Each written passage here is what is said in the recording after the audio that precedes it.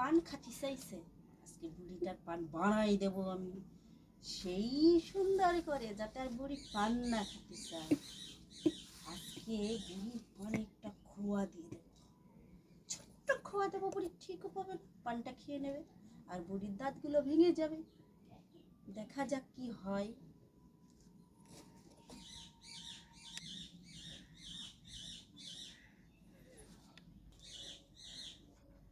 পানটা বানাই দিছে বৌমাই, খাই।